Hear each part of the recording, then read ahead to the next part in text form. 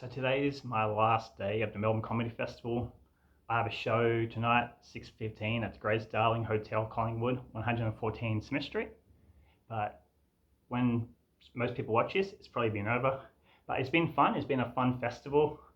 Last night was pretty awesome. I had a great crowd. Thanks so much for everyone coming out, especially people who've seen me before. Thanks so much.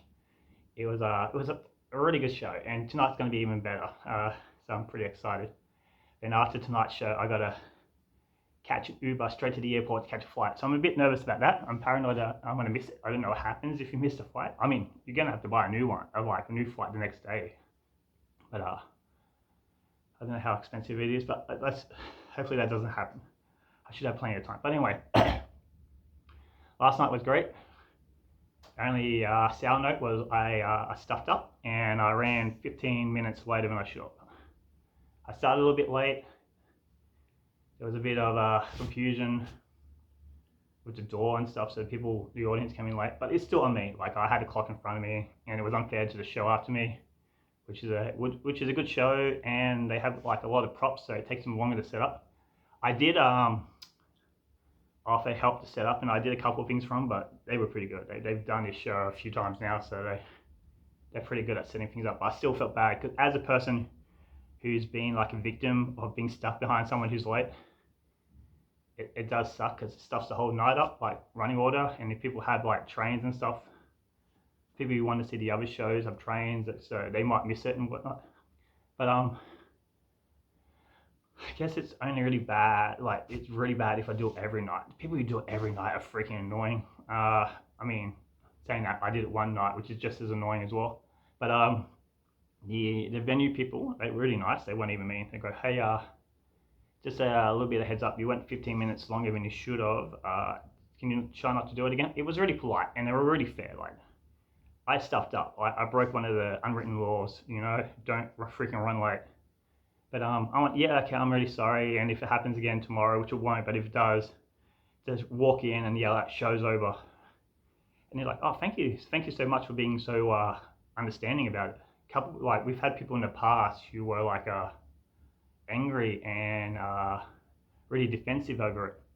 And this is like going off a conversation with someone else I had at the venue, where they thanked me for rocking up, because they like, in the past, they've had people just not rock up, I guess because there was 0 ticket sales or something. But then they wouldn't rock up, then people would rock up on a day to buy tickets to the door for this show, which for some reason isn't happening.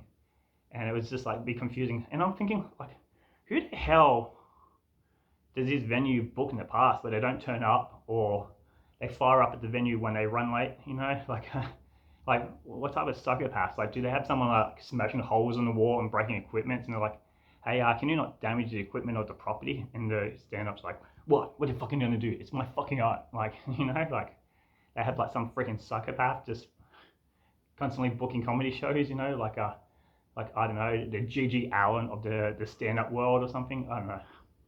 But yeah, but way before the show, I went into 7-Eleven to buy a drink, and Prime was $3. So yeah, I'm drinking Prime again because it's cheap and it's not bad. But anyway, I walked in 7-Eleven, Prime was $3. I had $3 in my wallet, like exact change. And I walked up to the counter, and the 7-Eleven worker goes, no, use the self-pay. So 7-Eleven has like self-pay registers now, which seems really risky, because like 7-Eleven's like one of the biggest shoplifting shops ever. I've seen so much shit get stolen from 7-Eleven. People just grab it and walk out, and that's when someone's manning the cash register. So imagine how much stuff's going to get stolen when there's no one manning the cash register. And I went, oh, so does the self-serve take cash? And the guys are, no. And I went, oh, can I go to the cash register and pay cash? And he goes, no, we don't do cash no more.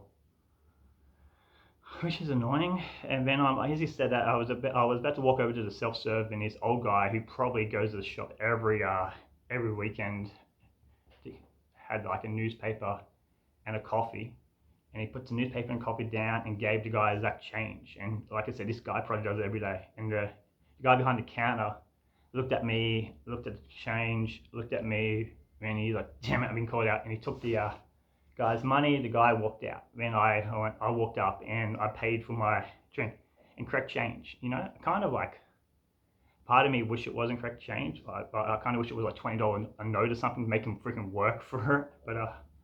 But to be fair, this guy, 7-Eleven worker, he's probably extremely underpaid, and he's a 7-Eleven worker in the CBD of Melbourne. You know, this guy would have seen some shit. You know, like he's probably seen people stabbed to death outside the 7-Eleven. Like he's probably seen freaking weirdos every half an hour. You know, he's probably had people just to walk into his shop to masturbate and leave. You know, so you know he's probably on edge. Like he looked like he was 30. But he's probably like 18. He's just aged that much due to the stress of 7-Eleven life. But I like to think that all the weirdos and all the violent criminals and weirdos and whatever he's had in the shop, me wanting to pay with cash is still the most annoying thing he's ever encountered. So, I reckon that. Anyway, that's just a thought I had. Yeah, last show tonight. Like I said, it's going to be probably over, but you know, hopefully you're watching it. Kieran Daughton, Please Don't Ride the Cow, 6:15 at the Grace Darling Hotel, 29th of March, 2026. Get tickets from the Comedy Festival website, which is www.comedyfestival.com.au, or just rock up and buy tickets at the door. You know, it's going to be a good show. It's going to be a fun show. It's going to probably be my best show of the run.